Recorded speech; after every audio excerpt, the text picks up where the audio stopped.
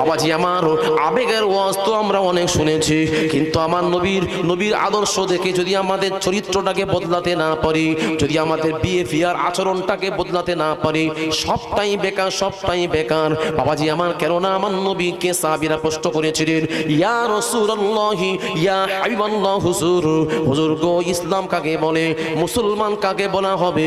সেই সময় আমার নবী বললেন, আল মুসলিমু মান সালিমাল মুসলিমুনা মিন লিসানিহি ওয়া ইয়াদিহি, রাওয়াহুল বুখারী।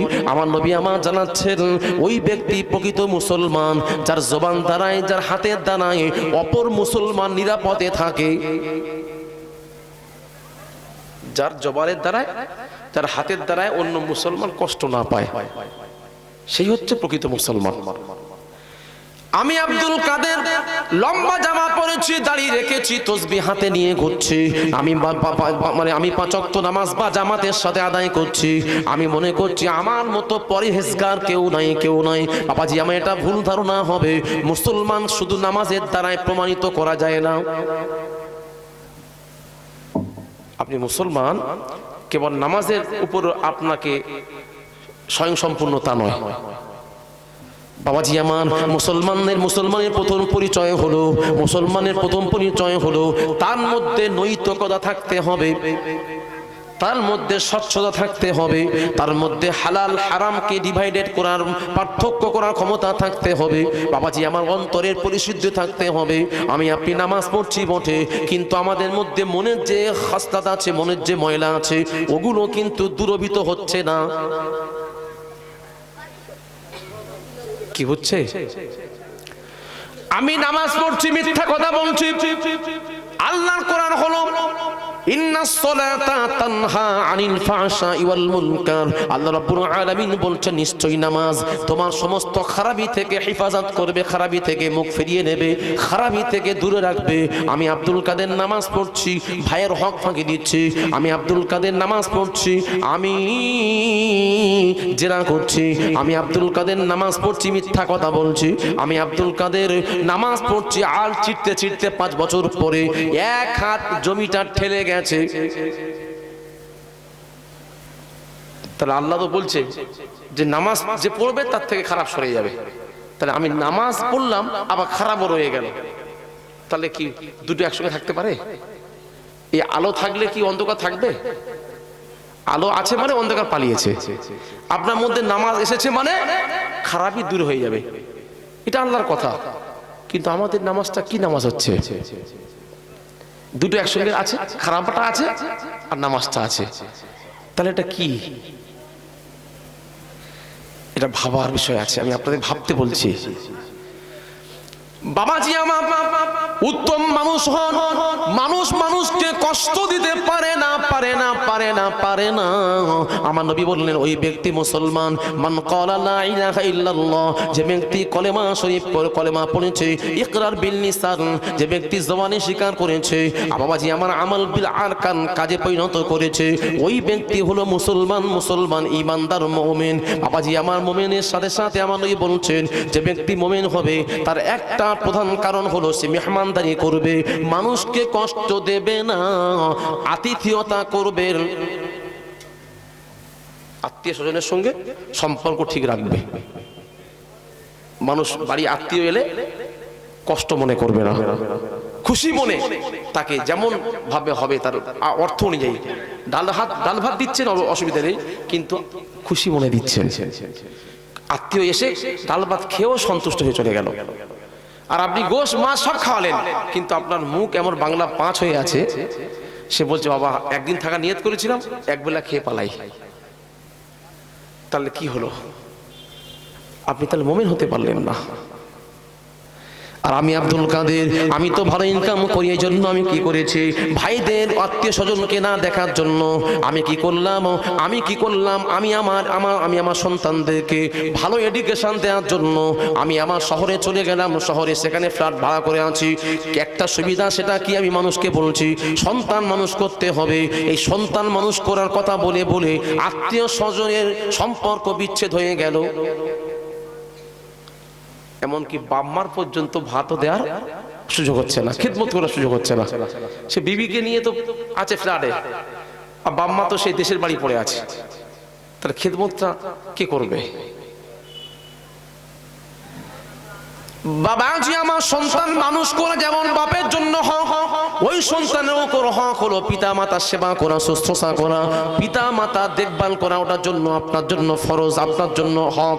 তাহলে আপনি সেই হকটা বাদ দিয়ে সন্তানকে মানুষ করতে যাচ্ছেন, এটা কেমন করে হয়? তাহলে আপনি আব্বা মাকে নিয়ে যান, আব্বা মাকে নিয়ে রাখার ব্যবস্থা করুন। কি করলে আব্বা মা থাকতে পারবে? তবেই তো আপনি হবেন মুমিন। বাবাজি আমার ইসলাম খুব সহজ, আবার খুবই কঠিন। ইসলামকে বুঝতে হবে। আমার নবীর আদর্শ কেমন ছিলেন? আম্মাজান বাবাজি আমার নবীর একদম সাহাবীরা আম্মাজান আয়েশা সিদ্দিকা রাদিয়াল্লাহু তাআলা আনহাকে প্রশ্ন করলেন, আম্মাজান আয়েশা কোন আম্মাজান? দেখুন যিনি লাখো লাখো হাদিসের হাফেজা ছিলেন। বাবাজি আমার আম্মাজান আয়েশা সিদ্দিকা রাদিয়াল্লাহু তাআলা আনহাকে নবী সাহাবীরা বললেন, ও আমাদের আম্মাজান, আম্মাজান আমরা জানতে চাই নবীর আদর্শটা কেমন, নবীর বিহেভিয়ারটা কেমন জানতে চাই। কেননা আমাদের দিনের প্রকাশ্যে আমার নবী যা আদর্শ দেখতে পাই সেগুলো আমরা জীবনে বাস্তবায়িত করার জন্য চেষ্টা করি।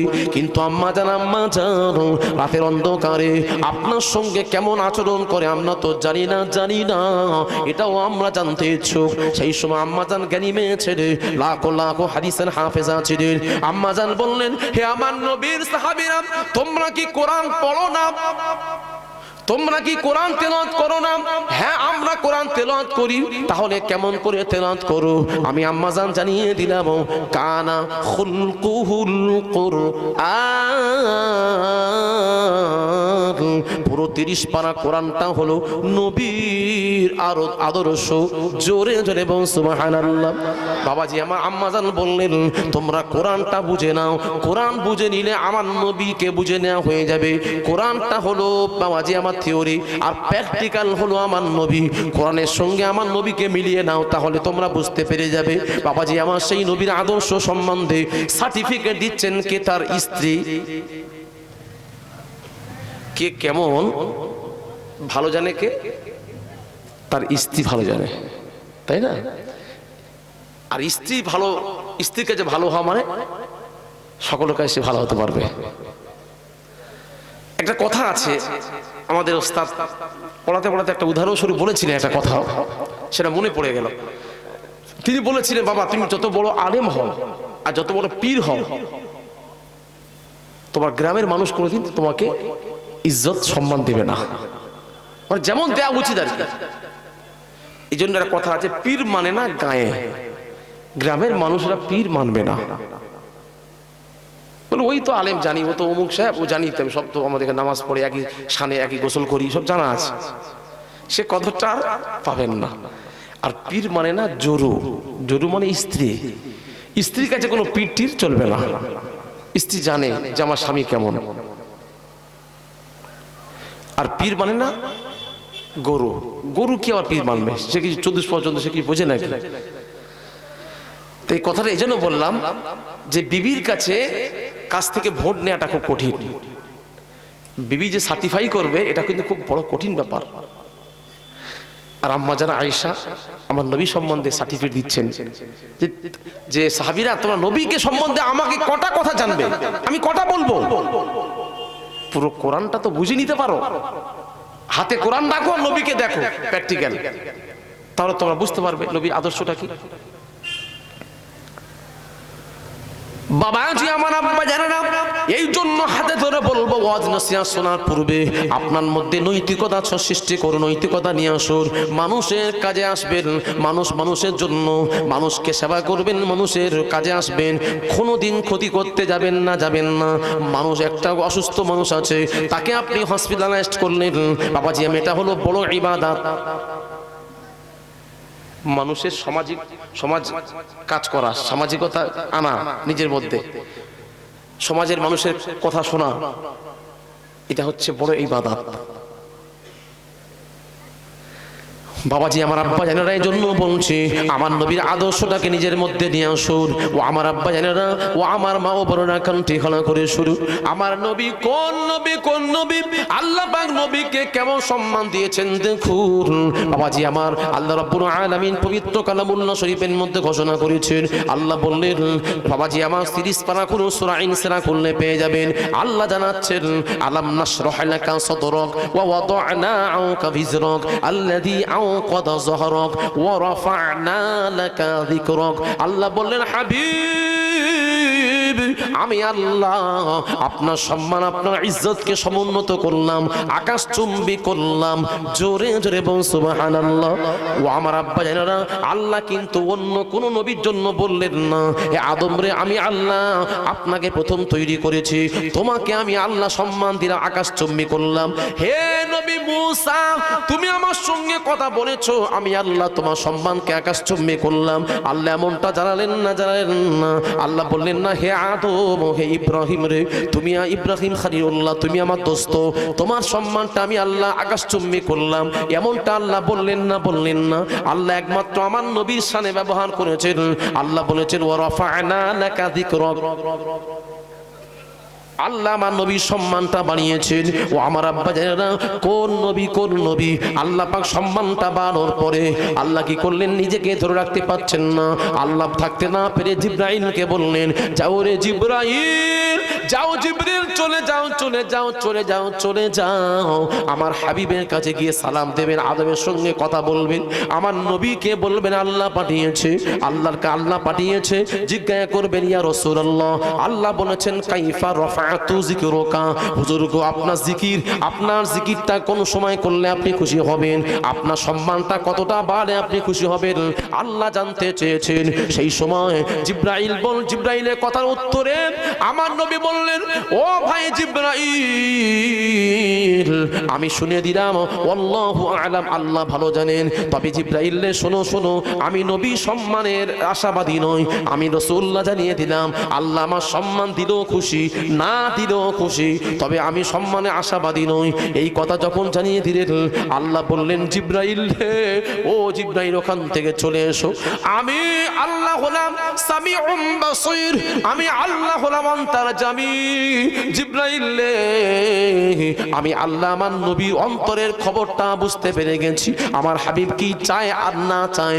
আল্লাহ বললেন হাবিব রে, হাবিব রে আপনি চিন্তিত হবেন না, দুঃখ পাবেন না, আমি আল্লাহ জানিয়ে দিলাম কলাম ইজা যুকিরতু যুকিরতা মাই, আমি আল্লাহ জানিয়ে দিলাম রে হাবিব যেখানে আমার নামে জিকির হবে সেখানে আপনার নামে জিকির হবে, আমার নামের সঙ্গে আপনার নামটাকে আমি আল্লাহ জুড়ে দিলাম। আরো জোরে কি বলছে ভাই? বাবাজি আমার আব্বা জানেরা ও আমার নওজোয়ান তরুণ যুবক ভাইয়েরা মা ও বোনেরা কান্তি খানা করে শুনুন। কোন নবী দেখুন যে নবীর আলোচনাটাকে আল্লাহর আলোচনার মধ্যে শামিল করে রেখেছেন। বাবাজি আমার এখানে নবীর কথা হলে মানে আল্লাহর কথা হয়ে যায়। নবীর কথা হওয়া মানে কার কথা? আল্লাহর কথা। যদি নবীর আলোচনা হয় এখানে এই কথাটা হয়ে যায় আল্লাহ আলোচনা, যদি আল্লাহর কথা হয় সেই কথাটা হয়ে যায় কার কথা? নবীর কথা। বাবাজি আমার, বাবাজি আমার, সুতরাং নবীর আদর্শে আদর্শিত হতে হবে। ও আমার আব্বা জানেরা নওজোয়ান তরুণ যুবক ভাইয়েরা মা ও বোনেরা কান্তি খানা করে শুনুন, কান্তি খানা করে শুনুন। আল্লাহ রাব্বুল আলামিন নবীকে সম্মান কেমন দিয়েছেন। বাবাজি আমার আল্লাহ বলেছেন, আল্লাহ বললেন বান্দারে শোনো শোনো আমি আমার হাবিবকে কোথাও বাদ দিই না। আজানের মধ্যে আমার নামের পরে পরে নবীর নাম এসেছে, আকামাতের মধ্যে তা এসেছে, খুতবার মধ্যে আছে, জান্নাতে জান্নাতে বাবাজি আমার মাকতুবান কাওয়াইদান আলাল আরশে লা ইলাহা ইল্লাল্লাহু মুহাম্মাদুর রাসূলুল্লাহ। জান্নাতের বাবাজি আমার আরশে আজিমের চৌকাঠে স্বর্ণাক্ষরে লেখা আছে লা ইলাহা ইল্লাল্লাহু মুহাম্মাদুর রাসূলুল্লাহ। এমনকি জান্নাতের পাতাতে পাতাতেও লেখা আছে, জান্নাতে মাকতুবান আলাল বাবাল জান্নাহ, জান্নাতের দরওয়াজাতে লেখা আছে, কি লেখা আছে? লা ইলাহা ইল্লাল্লাহু মুহাম্মাদুর রাসূলুল্লাহ। শুধু তাই নয়, জান্নাতের হুর বাবাজি আমার, হুর মানে কি? জান্নাতি নারীদেরকে হুর বলা হয়। জান্নাতি নারীদের কি বলা হয়? হুর। সেই হুরদের মনির চোখের মণিকোণাতে লেখা আছে সূক্ষ্মভাবে লা ইলাহা ইল্লাল্লাহু মুহাম্মাদুর রাসূলুল্লাহ। কলেমা খানা লেখা আছে, আল্লাহ আমার নবীকে বাদ দিলেন না। বাবাজি আমার দুঃখের কথা হলো, অনেক মসজিদে ইমাম সাহেবদের দেখা গেছে তারা যখন দোয়া করে সুবহান রাব্বিকা রাব্বিল ইজ্জাতি আম্মা ইয়াসিফুন ওয়া সালামুন আলাল মুরসালিন ওয়ালহামদুলিল্লাহি রাব্বিল আলামিন, বাবাজি আমার বিরহমাতিকা ইয়া আরহামার রাহিমিন বলে মুনাজাতটা শেষ করে ফেলে। অনেক মসজিদের ইমাম সাহেবরা এরকম করে, কি করে না চাচা? করে। হ্যাঁ ভর্তি, হ্যাঁ হ্যাঁ কত, হ্যাঁ তারা কলেমাটা পড়তে কষ্ট হয়। আর আল্লাহ বলছে আমি আমার হাবিবকে বাদ দিই না। বাবাজি আমার কলেমা আমরা দোয়াতে কেন পড়ি? আমাদের আদি পিতা আদম আলা নবিয়িনা আলাইহিস সালাতু ওয়াস সালাম 1 বছর 2 বছর 3 বছর নয়, বাবাজি আমার তাফসীরে কবির খুললে আপনি পেয়ে যাবেন, তাফসীরে দুরদুল মানসুরের মধ্যে আপনি পেয়ে যাবেন 300 থেকে 350 বছর আমাদের আদি পিতা বাবাজি আমার আদম আলা নবিয়িনা আলাইহিস সালাতু ওয়াস সালাম কান্নাকান্নি করেছিল। কেন? ঘটনা লম্বা, আপনারা সকলেই জানেন। বাবাজি আমার আল্লাহ বলেছিলেন, হে আদম রে খবরদার, ইয়া আদম আসকুন আও তাওয়াজ্জাউজুকাল জান্নাহ ফাকুলা রাগাদান হাইসু শি'তুমা। বাবাজি আল্লাহ বললেন ফালা তাকরাবা হাযিহিস শাজারা ওয়া তাকুনা মিনাজ জালিমিন। আল্লাহ জানিয়ে দিলেন আদম রে, তুমি এবং তোমার বিবি জান্নাতে বসবাস করো শান্তিতে, যেটা মনে করবে সেটা খাবে, অসুবিধা নাই, তবে কিন্তু ওই জান্নাতে গন্ধম ফলটা আছে, ওই গন্ধম ফলের কাছে যাবে না। আল্লাহ বলেছিল না? এবার তো এখানে জান্নাতে আগে ছিল কে? ইবলিস ছিল জান্নাতে। তাকে তো মুআল্লিমুল মালায়েকা ছিল, তো ফেরেশতাদের লিডার ছিল, সেই সময় তিনি জান্নাতে ছিল। কিন্তু আদম নবী শাস্তা না করার জন্য আল্লাহ পাক তাকে বিতাড়িত করে দিলেন, সে শয়তানে পরিণত হয়ে গেল, ইবলিস হয়ে গেল। তখন সে চিন্তা করলো জান্নাত আমি থাকতে পারিনি, আর মা হাওয়া আর আদি পিতাকে রেখে দেব, ওদেরকেও জান্নাত থেকে বের করব। এই চক্রান্ত করে তিনি কি করলেন? ওই বর্ডার ক্রস করে ঢুকে গেছে। জান্নাতে একটা বর্ডার আছে, বর্ডারে যে ঢুকতে পারবে না, শয়তানকে ঢোকার অনুমতি ছিল না। কিন্তু ও সাপের আকৃতি ধারণ করে, সাপ তখন ঢুকতে পারতো জান্নাতে, সাপের আকৃতি নিয়ে বর্ডারে ঢুকে গিয়েছে।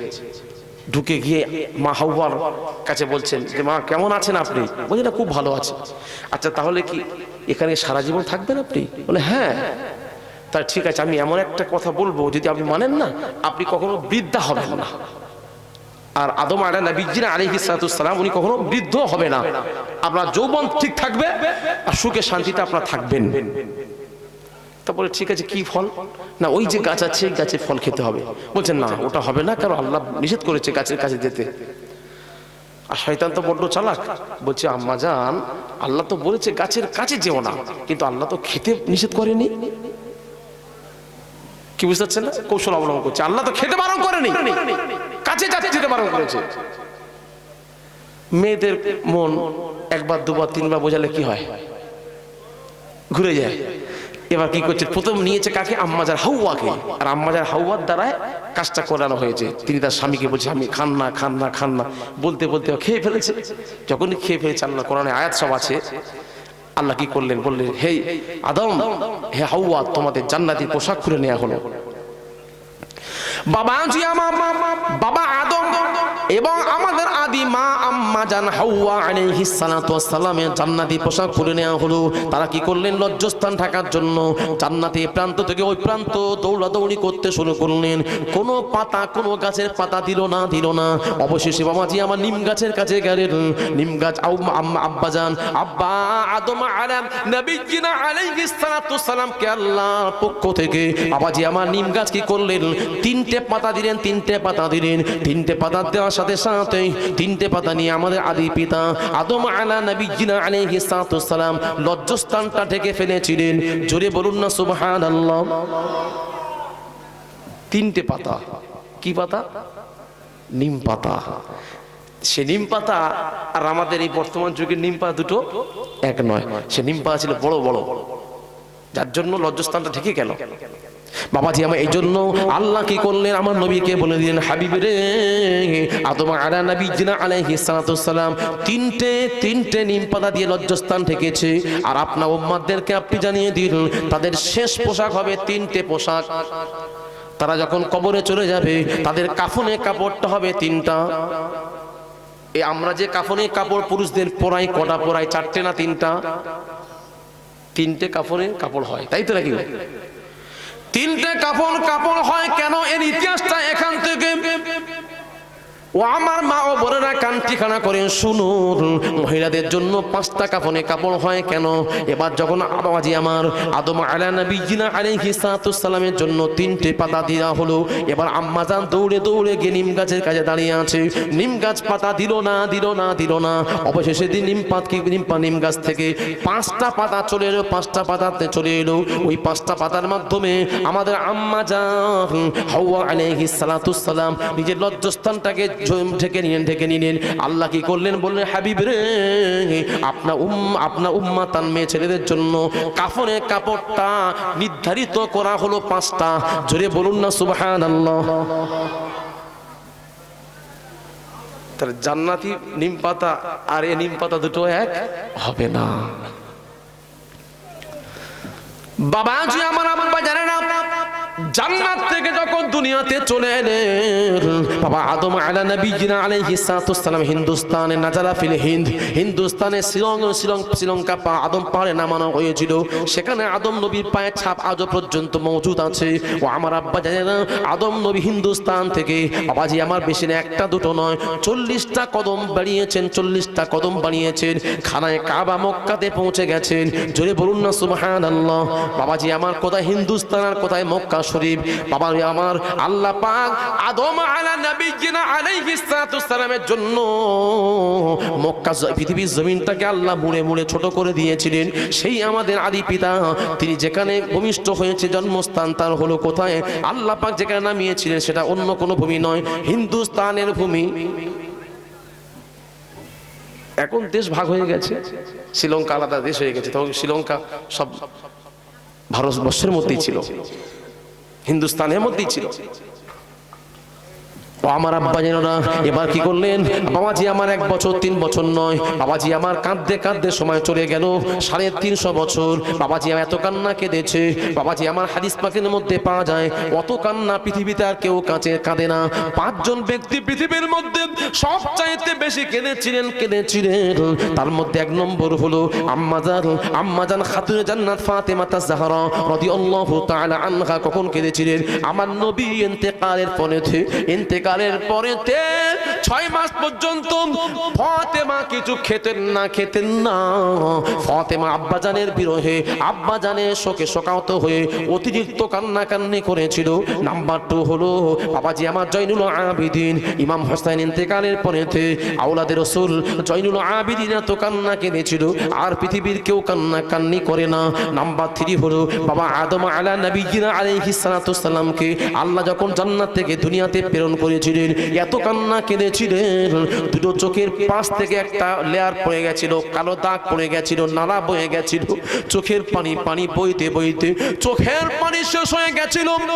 চোখ দিয়ে রক্ত টপ করে পড়তে শুরু করলো। আল্লাহ রাব্বুল আলামিন তখন দয়া হয়ে গেল, আল্লাহর মনে দয়া পেয়ে গেল। আল্লাহ কি করলেন? আদম নবীর কলেমা একটা শিখিয়ে দিলেন। ফাতালাক্কা আদম মির রাব্বিহি কালিমাতিন ফাতাবা আলাইহি ইন্নাহু হুয়াত তাওয়াবুর রহিম। আল্লাহ বলে আদম রে তোমাকে একটা কলেমা শেখাচ্ছি, এই কলেমাটা তুমি পড়ো, ওসিলা বানাও। তখন আল্লাহর কাছে বাবাজি আমার আদম আলা নবিয়্যিনা আলাইহিস সালাতু সালাম বললেন মাবুদ গো, আপনার নামের পাশেতে আরশে আজিমের তলেতে স্বর্ণাক্ষর লেখা আছে লা ইলাহা ইল্লাল্লাহু মুহাম্মাদুর রাসূলুল্লাহ। আল্লাহ আপনার নামের পাশে নূরে মুহাম্মাদি দীপ্তমান আছে। আল্লাহ নিশ্চয়ই ওই নূরটাকে আপনি ভালোবাসেন। বাবাজি আমার লাম্মাখতালাফিল খাতিয়াতান ক্বালা আদামা ইয়া আদামা, আল্লাহ রাব্বুল আলামিন আদম নবীকে বললেন লিমা গাফারতালি। আল্লাহ বললেন আল্লাহর কাছে আদম নবী বললেন মাবুদ আল্লাহ গো আমি আপনার কাছে দোয়া করি, আল্লাহ বিহাক্কি ওসিলাতিন মুহাম্মাদিন সাল্লাল্লাহু আলাইহি ওয়াসাল্লাম, আল্লাহ গো আপনার কাছে আখির জামানার নবীর ওসিলা দেই, ওসিলা দিয়ে দোয়া করি আল্লাহ আপনি আমার জীবনের গুনাহ মাফ করে দেন, মাফ করে দেন। সেই সময় আল্লাহ বলেছিল আদম রে তুমি যখন আমার হাবিবকে ওসিলা বানিয়েছো আমি আল্লাহ জানিয়ে দিলাম রে আদম লাউলা মুহাম্মাদান মা খলাকতুকা ইয়া আদম। আদম রে ওই নূরে মুহাম্মাদকে আমি আল্লাহ না তৈরি করলে তোমাকেও তৈরি করতাম না রে আদম রে। তুমি যখন মুহাম্মদ ওসিলা দিয়েছো আমি আল্লাহ তোমার তামাম জীবনের খাতাকে ক্ষমা করে দিলাম। আরো জোরে বাবাজি আমার সে আদম নবীকে আদম আলা নবিয়্যিনা আলাইহিস সালাতু ওয়াসসালাম আল্লাহর কাছে কাঁদতে দোয়া করেছিল আল্লাহ গো আখিরি জামানার নবীর ওসিলা আপনি ক্ষমা করুন। এই জন্য আমরা উম্মতে মুহাম্মাদি আল্লাহর কাছে নামাজের পরে দোয়া কবুল হওয়ার সময় বাবাজি আমার প্রত্যেক না ফরজ নামাজের পরে দোয়া কবুল হয়, এটা আমার নবী জানিয়ে দিয়েছেন। এই জন্য আমরা দোয়া শেষে আমার নবীকে ওসিলা বানাই। আমাদের আদি পিতা আমার নবীর ওসিলা দেওয়ার জন্য দোয়া কবুল হয়েছে, আর আমরা আমাদের নবীকে ওসিলা বানাচ্ছি। আর এই ওসিলাটা বানাতে এক শ্রেণী আছে তারা চায় না, তারা কলেমাটা পড়ে না। অনেক জায়গা দেখা গেছে, যদিও আপনাদের এলাকা হয়তো নেই। বাবা চাচা তো ছাড়ছে না, তাই না? না খবরদার বাবাজি আমার। এবার কি করবেন জানেন? আপনারা ইমাম সাহেবকে বলবেন হুজুর আপনি কলেমা পড়ুন, কলেমা বাবা আদম আলা নবিয়্যিনা আলাইহিস সালাতু ওয়াসসালাম পড়েছিলেন, আপনি একটু পড়লে ভালো লাগে। ইমাম সাহেবকে বুঝিয়ে বলবেন। যখন ইমাম সাহেব দেখবেন যে এই মহল্লা তো এরা কলেমার ভালোবাসে, কলেমা পড়তে চায়, তখন ইমাম সাহেব কি করে জানেন? অনেক জায়গায় হয়েছে এরকম চাক্ষুষ প্রমাণ। বাবাজি আমার তারপরের দিন সকালবেলা ফজরের নামাজ থেকে ইমাম সাহেব দোয়া শুরু করে দিয়েছেন সুবহান রাব্বিকা রব্বিল ইজ্জাতি আম্মা ইয়াসিফুন ওয়া সালামুন আলাল মুরসালিন ওয়ালহামদুলিল্লাহি রাব্বিল আলামিন ওয়া আখিরুল কালাম কালিমাতুত তাইয়্যিবা লা ইলাহা ইল্লাল্লাহ। কলেমা হলো তো? জি ও হয়নি? ও আমার নবীর নামটা বাদ পড়ে গেছে। আচ্ছা বাবাজি আমার বাংলাদেশের একজন মুহাদ্দিস বলছেন আমি 30টা বছর, একটা দুটো তিনটে চারটে বছর নয়, 30টা বছর আমি সাইকুল হাদিস মাদ্রাসায় হাদিস পড়াচ্ছি, কোথাও পেলাম না আমার নবী আল্লাহর নামের সাথে সাথে আমার নবীর নামটা লেখা আছে। জোরে বলুন না নাউযুবিল্লাহ। কলেমা লেখা থাকবে না এরা হতে পারে? আমার নবীর জন্য আল্লাহ সব তৈরি করলেন, আর কলেমাতে আমার নবীর নামটা জুড়ে রাখবেন না, এটা হতে পারে না। বহু হাদিস আছে, বহু হাদিস ডাইরেক্ট আমার নবীর নাম আছে। বাবাজি আমার আব্বা জানেন না জান্নাতের হুর, জান্নাতি নারীদেরকে হুর বলা হয়, হুর বলা হয়। আমার আল্লাহ জান্নাতীদেরকে এত ভালোবাসেন, এত ভালোবাসেন। বাবাজি আমার আপনি দুনিয়াতে যদি একটা জায়গায় দুটো অথবা তিনটে বিয়ে করেন, তাহলে আপনার প্রথম স্ত্রী আপনার উপর রাগান্বিত হয় না, আনন্দ পায়? কথা বলে রেগে যায়। হ্যাঁ কথা বললে কি সুন্দর ভালো, তবে তো খিদে বাড়বে। বিদায় রেডি হচ্ছে, খিদেটা করতে হবে। যদি আপনাদের আপনি বিয়ে করি, একটা আমার সামর্থ্য আছে, একটা জায়গায় আমি দুটো বিয়ে করলাম, সামর্থ্য আছে বিয়ে করলাম, অসুবিধা নেই, শরীয়ত তো অগ্রাধিকার দিয়েছে, অসুবিধা নেই। তবে কিন্তু আপনাদের এদিকে হয়তো দুটো কেউ বিয়ে করতে চায় না, কিন্তু আপনাদের এই শেষ প্রান্তে আপনার যুবনস্কর হয়ে কবেরি একটা দোকানে চা খেতে গেছি, বলে হুজুর যে কজন বসে আছে সব দুটো তিনটে করে বিয়ে। ভালো জিনিস তো, সে মানে সে মিথ্যা বলে সঠিক বলেছে যে হুজুর এই দেখেছে 10-12 লোক আছে প্রত্যেকের দুটো তিনটে বিয়ে, একটা কেউ নেই। আমি বললাম যাক খুব ভালো জিনিস। তাহলে বিয়ে একাধিক আপনি করবেন, অসুবিধা হবে না, তবে কিন্তু আপনার চালানোর সমর্থ থাকতে হবে। বাচ্চা কাচ্চা হবে, তাদের দেখভাল করা, তাদের মানুষ মতো করা। বর্তমান যা মূল্য বৃদ্ধি, আপনি তখন 50 টাকা নিয়ে গেলে বাজারে ব্যাগ ভর্তি হয়ে যেত, এখন 500 টাকা নিয়ে গেলেও আপনার ব্যাগ ভর্তি হচ্ছে না। তাহলে এখন আর আপনি একাধিক বিয়ে করলে আপনার জন্য কষ্টকর হয়ে যাবে। কিন্তু এটাকে আপনি অস্বীকার করতে পারবেন না যে একাধিক বিয়ে করা চলবে না, বা কেউ যে বিয়ে করে তার চরিত্র খারাপ, এমন কিছু আপনি বলতে পারবেন না। যারা আল্লাহর ওলি হয়েছেন তারা বেশিরভাগ সব একাধিক বিয়ে করেছেন।